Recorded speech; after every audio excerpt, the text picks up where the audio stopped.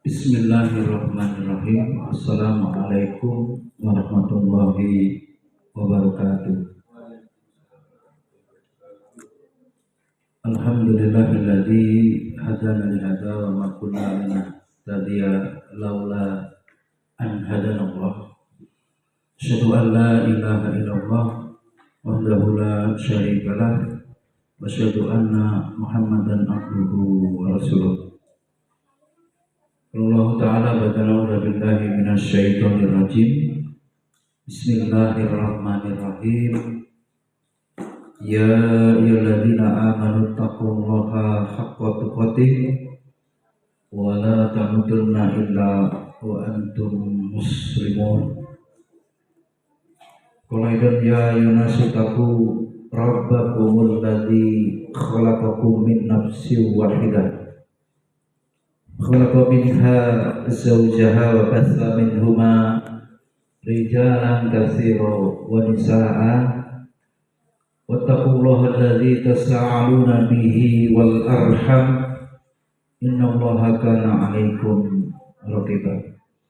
Qala Rasulullah sallallahu alaihi wasallam ittaqillaha haitsuma kunta wa atbi'is sayyi'atal hasanata tamhuha khaliqin nasal khuluqin hasanin. Semoga puji dan syukur senantiasa marilah kita panjatkan kehadirat Allah Subhanahu wa taala. Rabb semesta alam, kita memujinya, kita bertobat kepadanya, kita meminta pertolongan kepadanya. Kemudian salawat beriring salam kita sanjung agungkan kepada junjungan kita Nabi Muhammad sallallahu alaihi wasallam, alul bait beliau, sahabat tabi'in, tabi'in dan kita semua umatnya yang senantiasa istiqomah mengikuti jalan langkah beliau ila yaumil qiyamah. Hadirin rahimahullah, alhamdulillah pada pagi hari ini dapat kembali bermajelis ilmu kanan ya, yang pada pagi hari ini kita akan mengkaji kitab Adabul Alim wal Muta'alim yang dikarang oleh Hadratus Syekh Kiai Haji Hasyim As'ari, pendiri Jamiah Nahdlatul Ulama. Pada pertemuan ini kita mulai dari mukadimah ya. Di foto lebih hari beliau ya dalam pengantar. Sekaligus ini dicatat betul ya semua santri. Bukunya dikeluarkan. Tulis. Ini apa? Baru mah disuruh nulis mana-mana. Beliau ya dalam pengantar ini dari penyusunnya, haqqul waladi ala walidihi ayyuhsina ismahu wa yuhsina mardo'ahu wa yuhsina adabahu.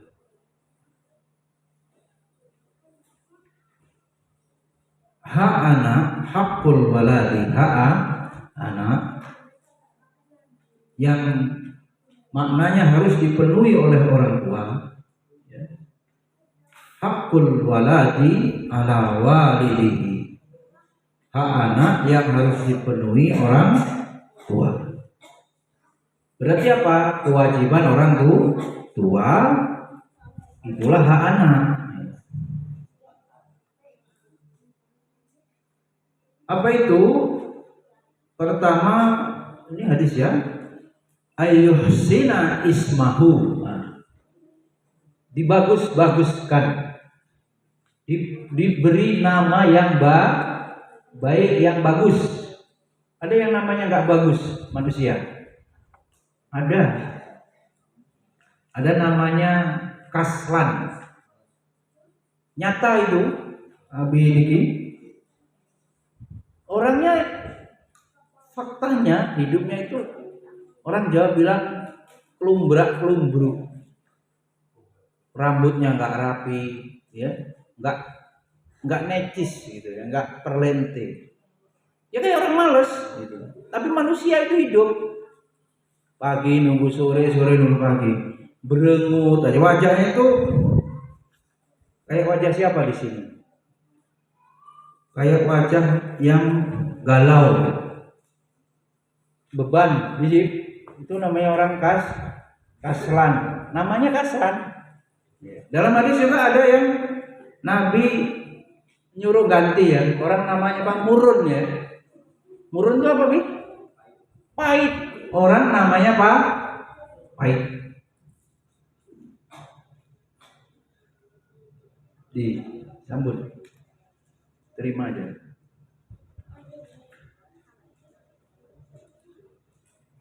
Nama-nama yang buruk, karena dalam Islam nama itu bermakna doa.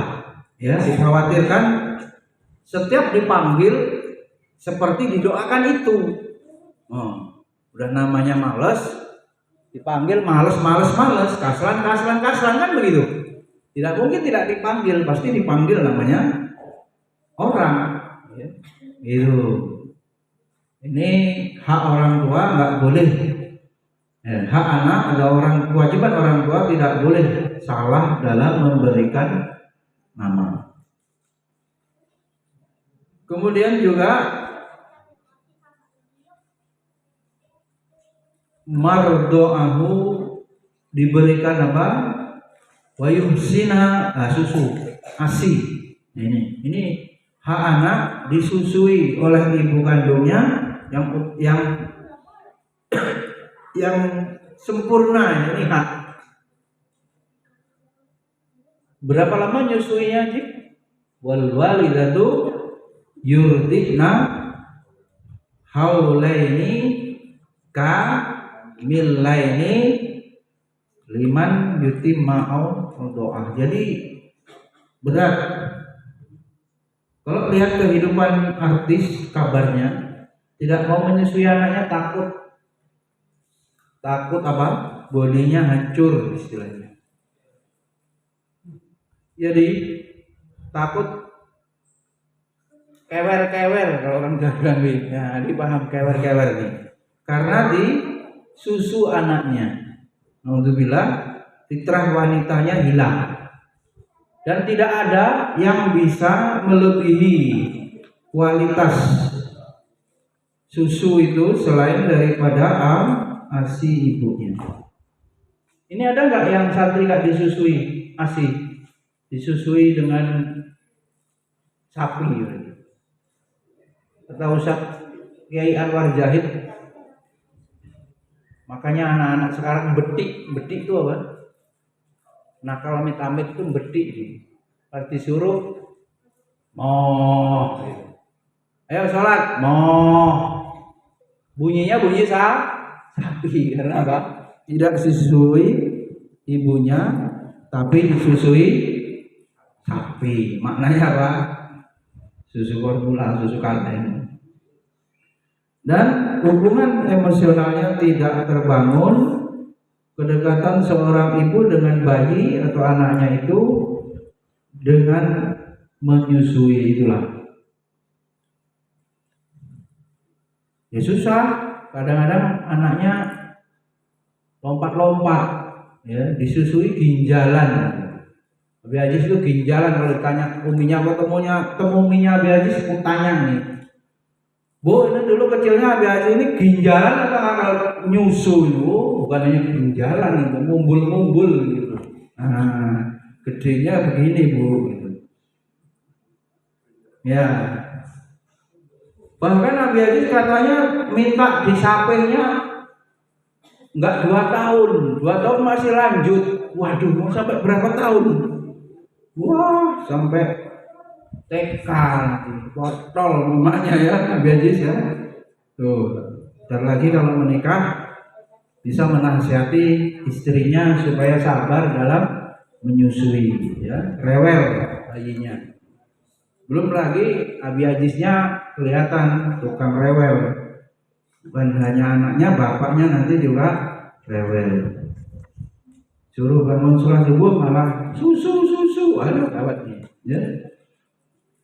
Kemudian wayusina ada baulaini. Hak anak itu diberikan apa? Pendidikan adab. Berarti kalau orang tua tidak mengajarkan adab, dosa. Jadi semuanya dosa. Setiap yang mengandung perintah, hak itu menjadi wajib bagi orang tua. Yang hak anak kewajiban orang tua. Kalau tidak diberikan, ada istilah apa? Orang tua yang durhaka.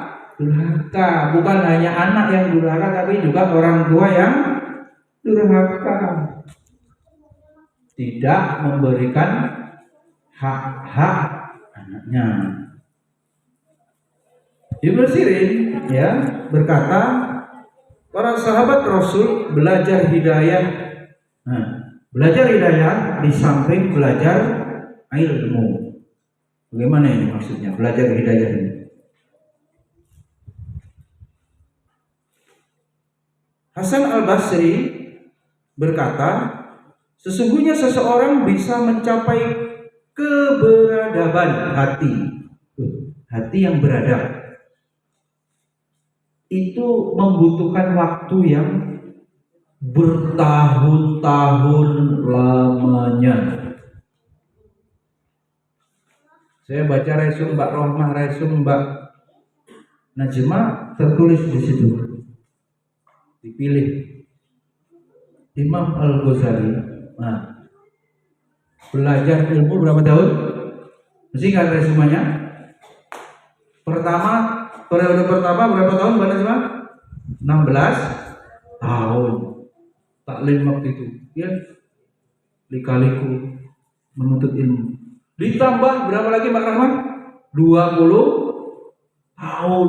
Ya? Berapa jadi itu? 36 tahun. Belajar selama itu. Jadi bagaimana Sultan?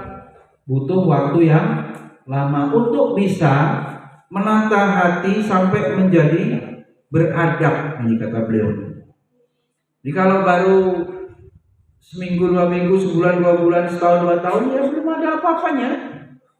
Ya, bertahun-tahun lamanya mendidik hati itu. Juga diriwayatkan dari Sufyan bin Uyainah bahwa Rasulullah Shallallahu Alaihi Wasallam adalah neraca terbesar di mana segala sesuatu itu akan ditimbang menggunakan akhlak, akhlak. Jadi tahapan belajar itu setelah mengetahui, ya, mengimani, mengamalkan. Nah, pada tataran akhlak ini menjadi timbangannya. Tidak dipandang apapun. 20 tahun mondok. Padahal berat ya. Mungkin kalau dari kayak Romesa misalnya mondok dari TK, mungkin bisa 20 tahun ya. Lulus SMP 9 tahun gitu. Tambah 3 tahun, ya masih belum 20 itu. Kan lama berarti.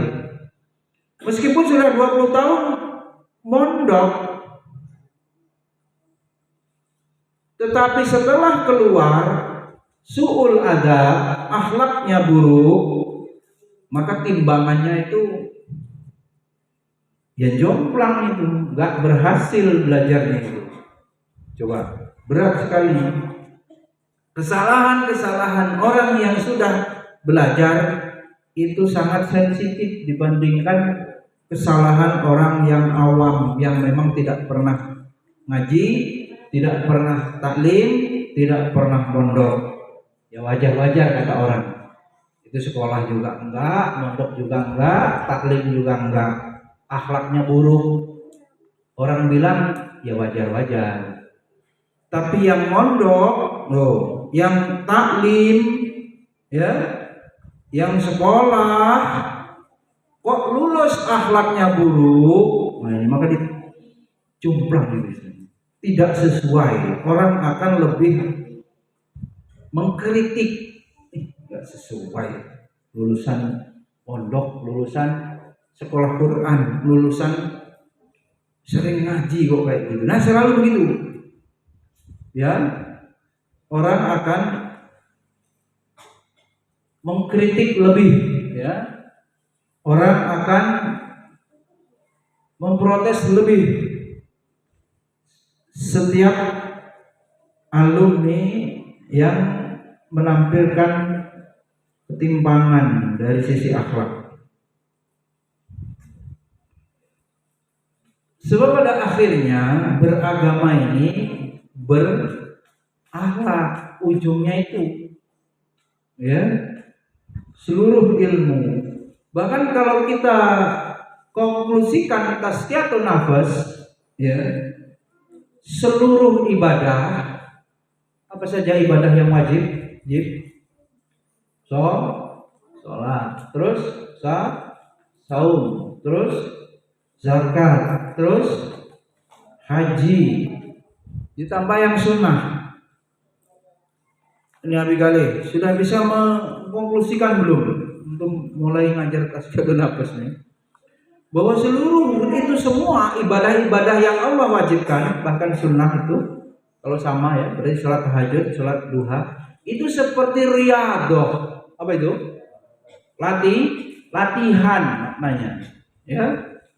Seperti upaya melatih, mendidik jiwa yang ujungnya untuk menghasilkan orang yang berakhlak mulia. Ada bihasan, yang beradab, yang baik. Kesana semuanya silakan dirinci ya, ditafsiri. Sholat ini pensucian jiwa, aspek apa, ya, menghadirkan hati menghadap Allah Subhanahu wa taala.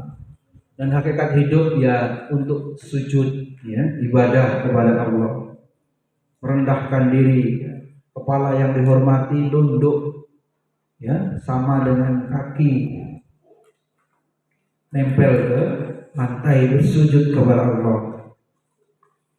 Puasa juga pengendalian diri, pensucian jiwa, memutus nafsu supaya dikendalikan, mencari ridho Allah, mengutamakan kepentingan Allah, menyenangkan, ya, kepentingan Allah daripada dirinya. Yang ketiga, zakat jelas mensucikan, mensucikan. Harta di tangan saja dan dikembalikan kepada Allah, tidak di hati, sehingga orang bisa gila kalau hartanya hilang karena sudah menjadi apa? Berhala di hati. Dan seterusnya. Seluruh ibadah-ibadah itu untuk mewujudkan pensucian jiwa. Sholat, puasa, zakat, haji, apalagi haji, ya, jelas, ya. Menyengaja ibadah yang bayar, ibadah apa? Salah satunya haji. Infak bayar, zakat pakai duit, haji. Selain daripada biaya juga lama, ya, lama. Walaupun wajibnya nggak lama, ya, rukun hajinya nggak lama, beberapa hari, tapi proses aturan dari pemerintah dan banyaknya orang sampai 40 hari pergi haji, ya, ini sebentar lagi. Apa tadi Abi Galih? Semua ibadah itu bermuara pada riyadhah, melatih, mendidik jiwa supaya memantulkan akhlak mulia. Dan Allah, Hubayb bin Syahid berkata pada putranya, bergaulah dengan ahli fikih. Kenapa disuruh ahli fikih? Biasanya lebih apa? Lebih berakhlak daripada ahli selainnya. Ahli apa biasanya? Fuqaha berarti ahli fikih, mufasir, ahli hadis, Ibnu Kasur. Ya, ahli fikih dipilih untuk menjadi prioritas bermuamalah, bergaul. Kenapa Umi Nazil? Karena ahli fikih wawasan komparasi ya, karena fikih itu membandingkan juga mazhab-mazhab yang ada, kemudian memahami perbedaan pendapat, ikhtilaf secara luas, tidak dalam satu perspektif gitu ya. Kalau ahli hadis bisa jadi satu sudut pandang hadis, ahli akidah bisa jadi ya teologi ya, timbangannya itu. Ternyata di sini supaya anak kita ini orang tua ya konteksnya memiliki akhlak yang baik, bergaulah dengan fuqaha, ahli fikih. Ruwayat berkata, hai anakku, ya, jadikan ilmumu seperti garam. Ilmumu seperti garam dan akhlakmu seperti tepung. Gimana ini? Lembut, tepung, karakter ininya apa? Berarti orangnya disuruh lembut, halus.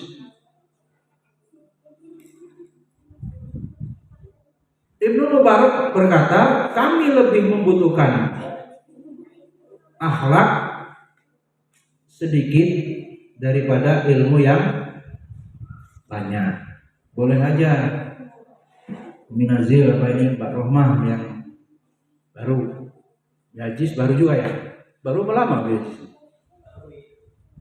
Oh guru baru atau hati yang baru, hati yang baru.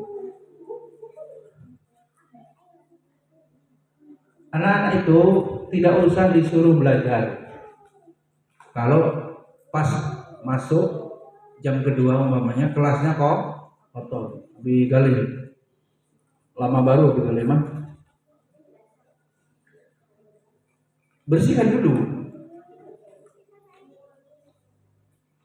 Bersihkan dulu kelas. Kondisikan kondusif ya. Bahkan kalau mau tohur hatinya juga boleh. Umi Robi'ah boleh di ruqyah. Biasanya kan membaca Al-Fatihah. Al-Fatihah ayat ruqyah untuk membersihkan hatinya. Nanti kita ketemu bagaimana yang utama sebagai santri adalah membersihkan hatinya dulu. Baru ilmunya bisa masuk. Begitu. Nah, secara kolektif apa tujuannya Mbak Najma? Kenapa Anda harus diruqyah? Sebagai sebuah metode secara jama'i pensucian jiwa. Gitu ya. Metode pensucian jiwa diantaranya dengan berzikir. Zikir paling agung membaca ayat Al-Quran. Ditambah dengan ayat doa-doa yang maksur ya, yang sahih untuk tujuan pengobatan kesembuhan. Rahimahullah, Imam Syafi'i juga berkata, coba ditulis, bagaimana ketertarikanmu kepada akhlak? Ketika aku mendengar satu huruf darinya, ya Allah, gimana ini? Anggota badanku merasa nyaman, seolah memiliki pendengaran yang dapat menikmatinya.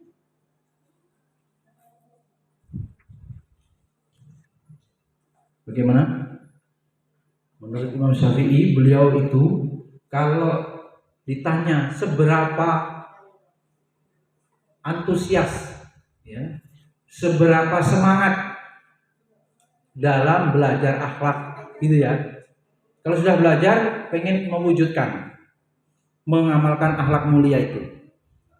Baru mendengar pembahasan tentang akhlak satu huruf saja, Imam Asy-Syafi'i rahimahullah merasakan badannya nyaman. Merasakan badannya nyaman. Badan itu kayak jadi kuping. Nikmat gitu. Coba bandingkan dengan bully-bulian, ejek-ejekan sampai pukul-pukulan. Coba. Dibandingkan dengan Mas, dia Mas. Coba, Mas. Enak nggak dengerin suara ngomelin Romes? Gak enak kan? Tegang. Suasananya apa? Nggak nyaman. Tapi kalau ngomong yang lembut, coba ditulis ya, ini perhatikan. Kan dirasakannya nyaman, badannya itu betah daripada mendengarkan amuk-amukan terus.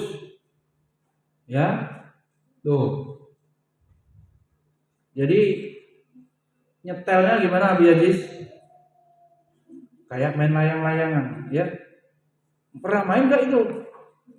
Masa kecil tidak bahagia ya? Atau bahagia? Nyolong layangan putus. Wah. Nah, lari rebutan layangan putus. Ini yang pedot bukan layangannya aja, hatinya Abi Aziz ini pedot apa enggak? Jawabannya pedot kata Gus Idam. Gimana Minazil ini yang pedot ini biar nyambung lagi. Atau pedot itu bahasanya yang Pak Purnomo belajar baik itu gemblung pedot itu, majnun gitu, konslet. Nah, istilah halusnya pedot. Pak polisi belajar baik itu. ODGJ baru jangan-jangan kan ngeri. Jangan pedot lah, hidup ini banyak maknanya secara syar'i itu yang perlu digali. Main layang-layang kadang-kadang harus diulur, kadang-kadang harus ditarik. Anak-anak mendidik kadang dimanjakan, kadang ditegasin. Ukul wadribuhum alaiha asyrah. 10 tahun nggak mau sholat pukul. Alimu auladakum, ajari anakmu. Wahum abna'um sab'asini nabi sholat. Umur 7 tahun ajari sholat. Ini ada tahapannya itu kalau dibuat metode. Tuh yang mau nulis skripsi metode pendidikan agama Islam sholat. Gimana itu? Antum buka riset itu. Orang Islam yang sholat cuma berapa persen? Nah, gitu kan? Berarti tidak berhasil guru-guru agama itu. Ya. Yang bahasa Arab apalagi? Mana orang mau belajar bahasa Arab? Susah. Tidak. Saya jumpai kursus atau pembelajaran itu masuknya 40 Mbak Roma, lu setahun 2 tahun tetap 40 cerita-cerita ustadz tinggal 4. Umumnya begitu. Halaqah 20 tinggal 2. Ya begitulah beratnya orang. Padahal belajar bahasa Arab juz'un min dinikum, bagian dari mempelajari agama. Ya kalau nggak tahu bahasa Arab selesai ya. Islam ini lama-lama hilang. Jelas ya, Imam Asy-Syafi'i rahimahullah tadi bagaimana? Ketika mendengar pembahasan akhlak itu badannya nyaman, ya. Badan itu kayak jadi kuping gitu, nyes. Ya. Kemudian ditanyakan, lalu bagaimana pencarianmu kepada akhlak? Nih, harusnya ini orang tua itu memilih sekolahan atau memprioritaskan pendidikan yang pertama, apalagi anak-anak ini dasarnya sebelum balik, penguatan akhlak, adab. Digambarkan seperti seorang ibu yang kehilangan anak satu-satunya. Anaknya cuma satu, Mas. Dengar, anak cuma satu hilang. Ibunya nyari bagaimana sampai ketemu anaknya. Anak cuma satu hilang pula. Seperti apa itu? Sakila, seperti itulah belajar akhlak, belajar adab, semangatnya begitu loh. Seperti ibu yang mencari anaknya satu-satunya yang hilang. Begitu, ya. Kemudian juga sebagian ulama berkata, tauhid membawa iman. Nih. Banyak juga Ustaz Budi Asari, iman dulu baru Quran. Jadi ngapalnya itu karena keyakinannya kepada Allah ibadah. Jadi tinggal diselipkan, kan bisa ditausiahkan dulu 10 menit, 7 menit baru ngapal. Motivasi itu tugas guru, kan guru bukan hanya kayak tukang tagih gurunya. Gurunya juga harus memahami psikologi, harus memberi motivasi. Kalau nizamnya masih rewel, wah ya di rumah juga bisa rewel kalau lagi rewel, jadi tidak masalah. Biasa saja. Rewel dalam menuntut ilmu dilatih dari rumah ini sambil ikut Umi sambil menuntut ilmu. Itu lebih baik daripada rewel di rumah cuman main, nanti jangan-jangan minta main terus.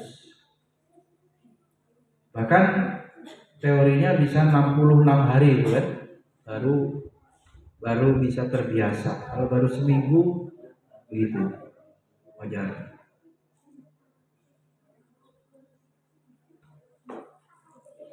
Tauhid membawa iman. Barang siapa yang tidak memiliki iman, tulis, berarti tidak mempunyai tauhid. Apalah? Tulis, tauhid membawa iman. Barang siapa yang tidak memiliki iman, berarti tidak mempunyai tauhid. Dan iman mendatangkan syariat. Terus ini, tulis. Iman mendatangkan syariat. Ulangi, perhatikan. Jangan ngobrol. Ini pelajaran adab loh. Adab taklim, mendengarkan penjelasan guru. Tapi ulangi ya. Tauhid membawa iman. Barang siapa yang tidak memiliki iman, berarti tidak mempunyai tauhid. Iman mendatangkan syariat. Barang siapa yang tidak mempunyai syariat, maka tidak memiliki iman dan tauhid.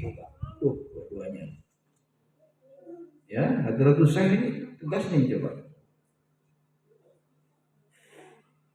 Jelas belum? Iman mendatangkan syariat. Barang siapa yang tidak mempunyai syariat, maka tidak memiliki iman dan tauhid, dua-duanya sekalian. Nah, syariat ini yang memunculkan akhlak. Jadi nggak bisa akhlak dengan sendirinya.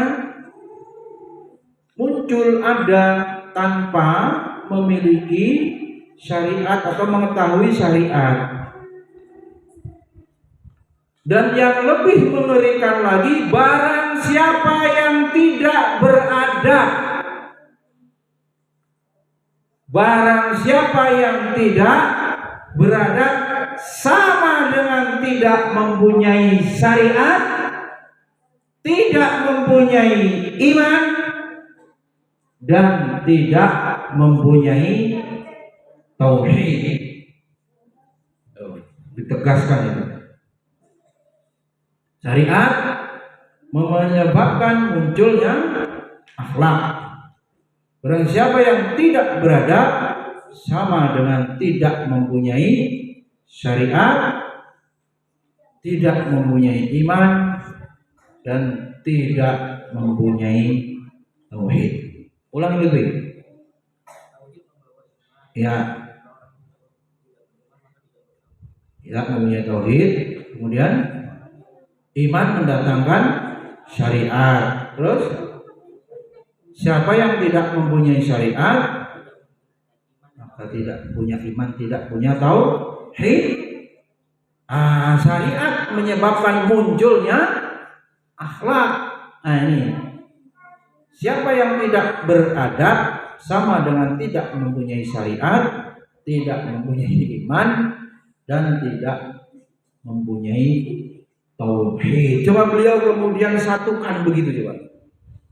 Jadi orang-orang yang hafal Quran mungkin walaupun berat, hafal hadis itu akan diuji, tahu ya ilmu-ilmu fikih, tahu tentang teologi, filsafat mungkin untuk keimanan lebih kali, tapi dia tidak memiliki akhlak.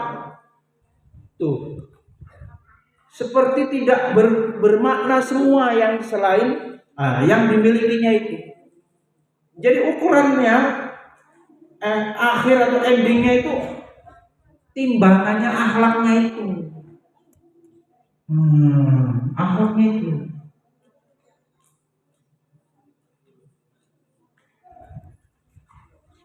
Paham?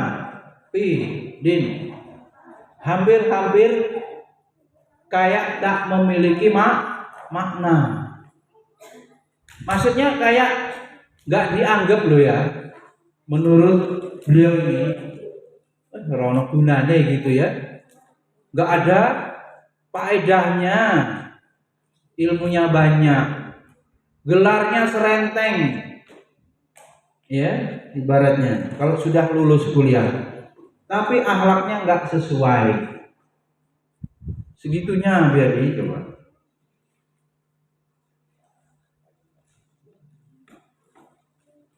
Yang parah ini semuanya nggak punya nih, parah nih. Gelar nggak punya, ilmu nggak punya, remuk redam nih. Hafalan nggak ada gitu. Tapi kumis ada lumayan. Ya. Alhamdulillah, semua ini merupakan nas-nas yang jelas dan pendapat-pendapat yang dikuatkan oleh cahaya ilham ya, yang menjelaskan tingginya kedudukan adab. Apa tadi? Tingginya kedudukan adab. Dan yang menegaskan bahwa semua perbuatan keagamaan, baik berupa pekerjaan hati maupun pekerjaan ragawi, dalam bentuk perkataan maupun tindakan, tidak dianggap sedikit pun kecuali jika diberi dengan akhlak yang baik, sifat yang terpuji, dan akhlak yang mulia. Juga menjelaskan bahwa perbuatan yang dihiasi dengan adab di dunia merupakan tanda diterimanya perbuatan itu di akhirat kelak. Berat ya. Menjadi bukti indikator kalau adab di dunia baik, nanti di akhirat diterima itu amalnya. Adab di dunia buruk, kebalikannya akan menjadi bukti tidak diterima perbuatan-perbuatan amal ibadahnya di akhirat kelak. Dan bahwa akhlak selain diperlukan oleh santri, murid dalam proses belajar, juga akhlak adab ini dibutuhkan oleh guru ketika mengajar. Aliman atau muta'aliman, semuanya memerlukan akhlak. Jika akhlak menduduki peringkat yang tinggi seperti itu, maka jalan untuk mengetahuinya secara detail juga cukup sulit. Saking mewujudkan akhlak itu berat, jalan mewujudkan mempelajarinya juga nggak gampang. Bosen lah, ya itu lagi, padahal belum menyatu, belum terinternalisasi menjadi kepribadian, sudah nggak terima. Ya kalau belum berhasil, bagaimana? Belum berhasil mengajar seorang guru, diulang, nggak masalah. Para ulama membaca kitab sampai khatam tidak cukup sekali, bahkan berpuluh-puluh kali, supaya betul-betul paham dan menyatu menjadi kepribadian. Ya Umi Robiah sebetulnya dulu juga udah pernah disampaikan ini kitab ini dulu waktu beberapa tahun yang lalu. Ini kita pandang perlu. Saya tanyakan Ustaz Umin gimana habis lebaran ini santri-santrimu, pondokmu gimana? Waduh, Kebanyakan libur, susah lagi dididik. Setelah masuk pondok banyak buat ulah, yang nakal, yang ini. Maka kembali harus diulangi lagi penguatan materi tentang adab dan akhlak. Seperti itu, apalagi liburnya sampai 3 minggu coba. Berubahlah kebiasaan yang istiqomah sholat duha, tilawah itu, akhirnya hatinya ya keras, hatinya bisa jadi kotor, ya tidak mau ya nurut kepada aturan-aturan sekolah, aturan pondok, yang aturan itu dibuat untuk mendidik jiwa, mendidik manusia supaya beradab. Ya, karena ini lembaga untuk membentuk, ya, nggak bisa sekedar masuk, ya, harus ada aturan. Alhamdulillah, realitasnya beliau juga sampaikan sangat banyak murid, ya, yang membutuhkan akhlak. Artinya apa? Krisis, ya, minus. Kalau ngajar pengetahuan itu gampang, gurunya nggak terlalu pusing. Apalagi mungkin matematika pasti benar, atau pelajaran IPA, digalih, pelajaran bahasa Indonesia pasti, ya. Kalau dia artinya lebih mudah begitu. Dia intelijensinya standar, normal, pasti diajari 1-2 kali paham. Tapi menanamkan akhlak, mendidik menjadi muadib, orang yang montir adab, ya, yang menanamkan adab itu sangat sulit. Ini sekaligus guru-guru paham betapa sulit, ya, sehingga apa? Jadi tidak gampang ngeluh. Memang sulit karena sudah tahu paling sulit menanamkan akhlak, ya sudah. Itu ada video bagaimana menanamkan. Pertama berdoa, begitu, bersandar kepada Allah, baru mulai mengajar. Terus selesainya pun didoakan lagi. Begitulah hubungan guru dengan murid dalam Islam, seperti hubungan orang tua dan anak kandungnya. Hadirin Allah. Kemudian pada bab 1, ya, ini baru mukadimah tadi, bab 1-nya beliau Hadratus Syekh memulai, ya, namanya manusia nih, ya, ini sudah umum, harus diiming-imingi. Jenis manusia itu harus diberikan motivasi. Nah, beliau dalam kitab Adabul Alim wal Muta'alim ini yang pertama, bab pertama, beliau menulis pembahasan fadail ilmu, keutamaan ilmu dan menjadi ulama. Coba ditanya Abi ini ditanya, siapa yang cita-citanya jadi orang alim?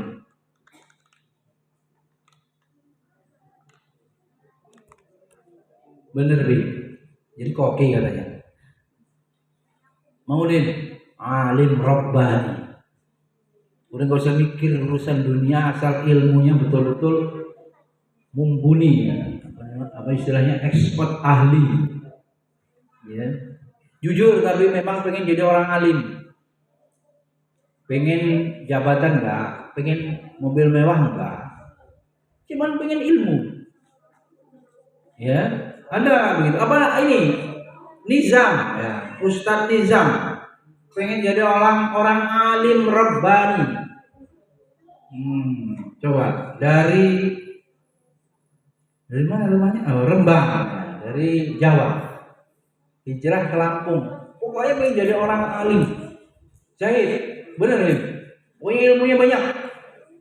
Jadi kalau nggak belajar itu meriang, saking cintanya kepada ilmu. Bener nih. Libur sama belajar, milih mana? Yang ditunggu libur, yang kuliah tuh. Bila perlu gimana Bigale? WA dosen. Pak, dosen tambahin tugas. Biligi belum pernah ya. Tugasnya cuma begini. Kurang. kurang pahalanya kalau tugasnya sedikit. Gloyer nih Habib Aziz. Tapi kali belum ngirim resume. Nah, sini mau kali ini. Hati.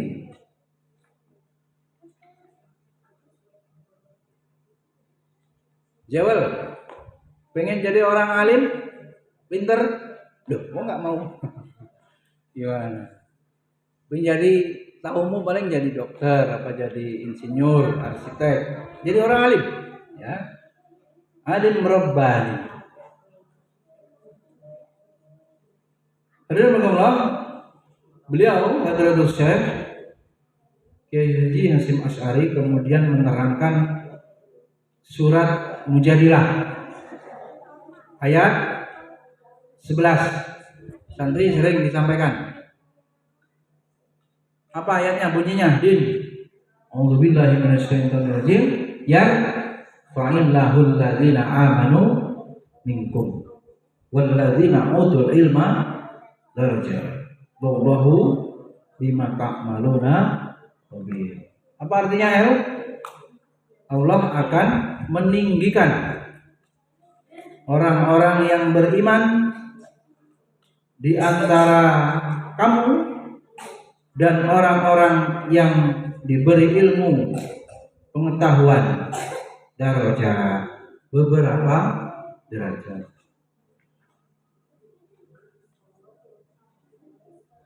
Apa maksudnya Allah akan mengangkat orang-orang yang berilmu, yaitu orang-orang alim tadi, ulama namanya, sebab apa yang mereka kumpulkan dari ilmu. Nah, ini. Sebenarnya yang mulia itu apanya? Ilmu. Karena ilmu dipelajari oleh manusia, orangnya terikut gitu. Diam. Sultan. Yang mulia apa? Sultan ilmu.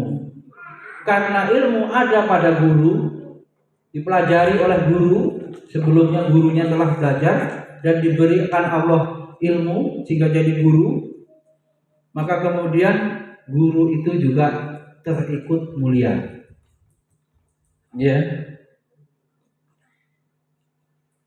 Banyak enggak Jib orang yang diremehkan Jib, bahkan dilewekin istilahnya ya, dilecehkan. Karena apa Jib? Karena orang itu tidak memiliki wibawa, ya kan? Tidak berwibawa sebab apa? Tidak memiliki ilmu. Kamu lihat orang-orang di luar sana yang bukan guru, kamu hormati nggak? Biasa aja ya. Yang lebih dihormati guru apa orang-orang yang bukan guru? Hah? Yang dihormati guru, orang biasa-biasa aja ya. Bahkan dalam Islam ya, adab kepada orang alim, pejabat pun ya, tinggi mana derajatnya. Nah, kiai, ulama, guru nomor 1 derajatnya setelah kenabian ulama. Jadi yang harus dihormati itu begitu, bukan pejabat, bukan orang kaya. Nah ini, maka kalau bisa, ini kalau yang paling paripurna ya, gimana Nabi Galib? Alim, dia juga ghani, dia juga memiliki kekuasaan. 3 itu, dia berilmu, dia kaya, dia punya jabatan lengkap pula. Itu menyatu paripurna, orang itu pasti dihormati. Gitu ya. Nah, kita yang disuruh untuk mengejar itu adalah ilmu. Ya, karena harta di bawah ilmu kemuliaannya. Karena jabatan di bawah ilmu kedudukannya. Yang paling tinggi ilmu. Allah meletakkan derajat tinggi itu ya ini tadi, yarfa'illahul ladzina amanu. Sudah beriman, ya bisa beriman juga kan harus dengan ilmu. Bagaimana dia bisa beriman kalau tidak tahu iman itu apa? Cara meningkatkan iman, bagaimana beriman kepada Allah nggak tahu. Ya harus belajar lagi. Balik-balik semuanya butuh ilmu. Ya.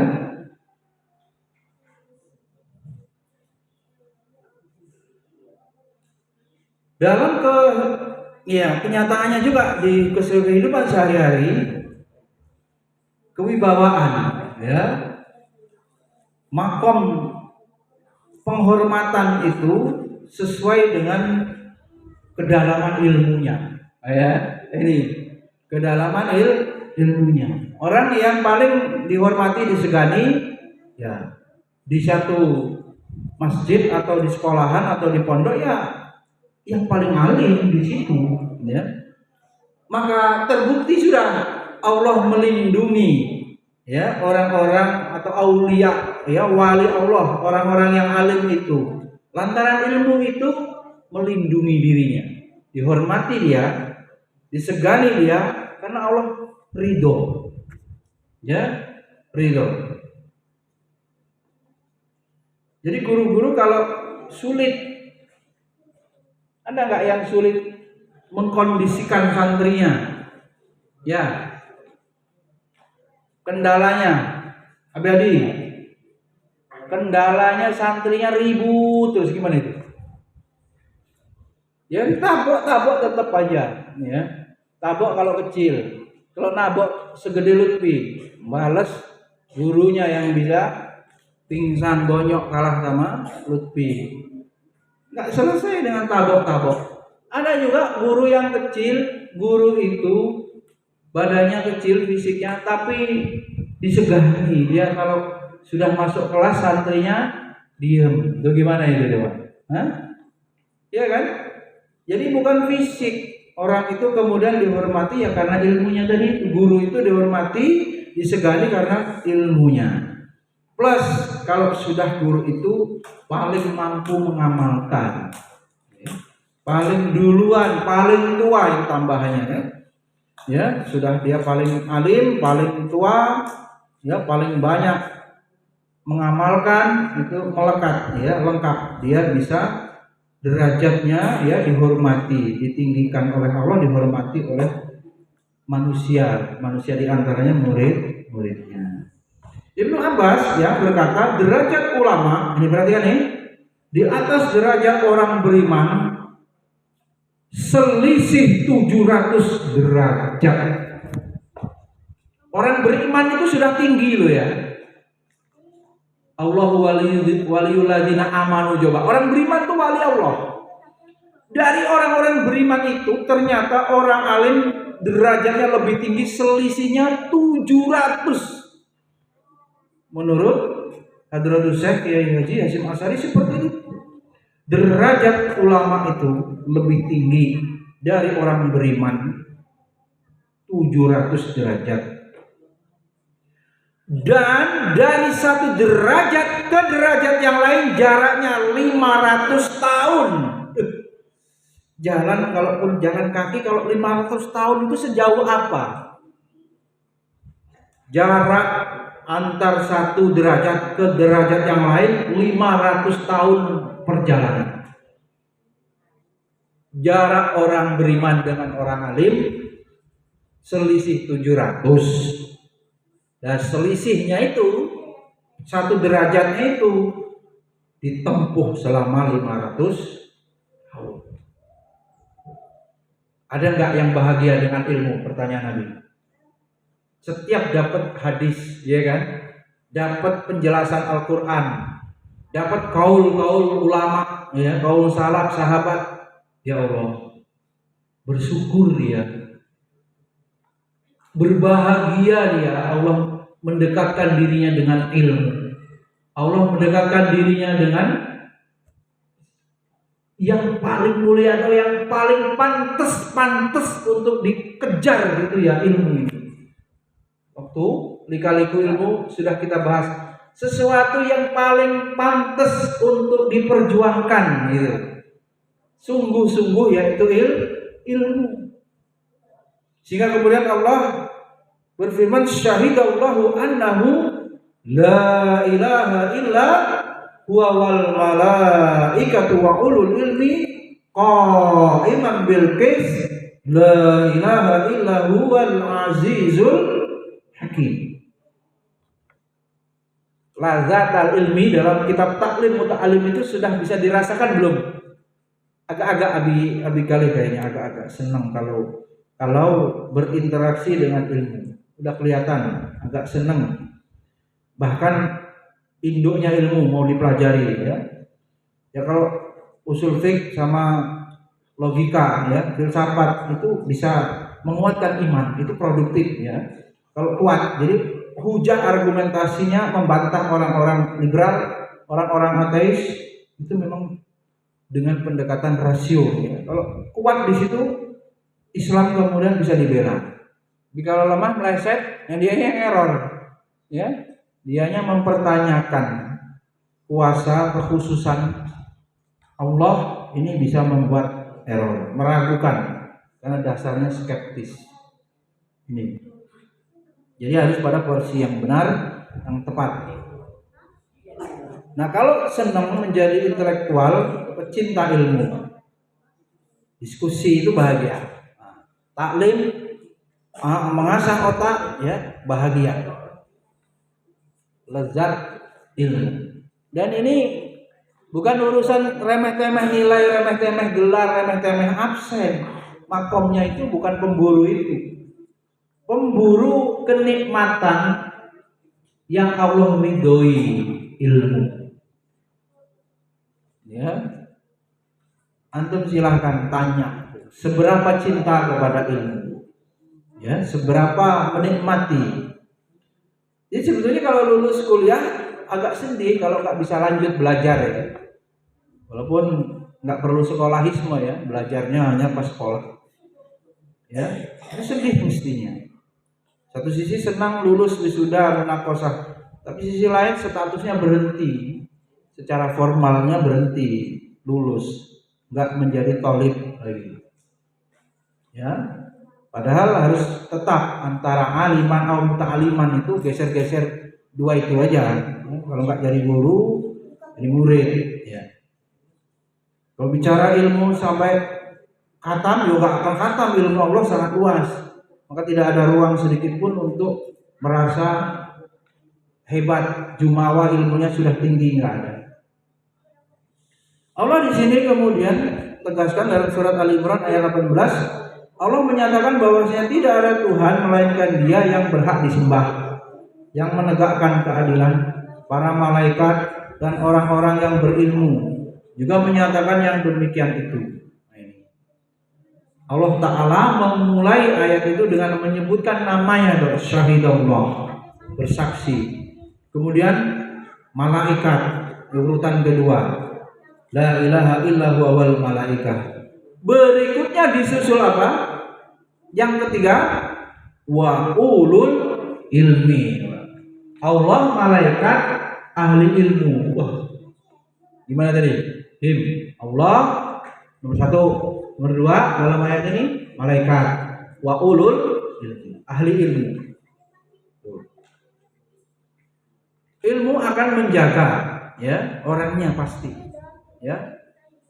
Maka cukuplah dalil ini bagimu untuk mendapatkan fadilah, kemuliaan, keutamaan, keagungan dan kebaikan. Cukup. Ya. Orang sudah Allah sebutkan seperti itu kok. Firman-Nya langsung. Kok masih ragu-ragu? Belum lagi ditegaskan di dalam surat Fatir ya. Ayat 28 sering juga Abi sampaikan, innama yakhsyallaha min ibadihil ulama, innallaha azizul ghafur. Sungguhnya orang yang paling takut kepada Allah di antara hamba-hambaku, kata Allah, cuma orang alim. Orang alim itu apa-apa Abi langsung mau memutuskan sesuatu, mau melakukan sesuatu, ini Allah ridho atau tidak, ini halal atau haram, ya, ini dimurkai atau tidak, gitu. Kalau kakinya mau melangkah, ini subhat, dicek, ya, selalu begitu. Menyandarkan keputusannya kepada Allah. Allah Orang-orang yang takut kepada Allah itu juga disebut sebagai khairul bariyah. Ulama itu disebut juga khairul bariyah. Innal ladzina amanu wa 'amilus sholihati ulaika hum khairul bariyah. Jazaohum inda rabbihim jannatu 'adnin tajri min tahtihal anhar khalidina fiha abada radhiyallahu anhum wa radu an. Dzalika liman khasyya rabbah. Pada pembahasan lalu kita kaji tentang ridho Allah, keberkahan hidup, keberkahan ilmu, barokah ilmu. Ya, ini semuanya berkaitan ya, bagaimana menjadi orang-orang yang alim, orang-orang yang takwa, ya, takut. Esensi daripada takwa dalam surat Bayyinah disebut sebagai khairul bariyah. Hadratun Syekh kemudian menafsirkan khairul bariyah itu orang yang takut ya kepada Allah. Kembali yang bisa takut kepada Allah adalah orang-orang yang alim. Mudah-mudahan bermanfaat. Subhanakallahumma wa bihamdika asyhadu an la ilaha illa anta astaghfiruka wa atubu ilaik. Assalamualaikum warahmatullahi wabarakatuh.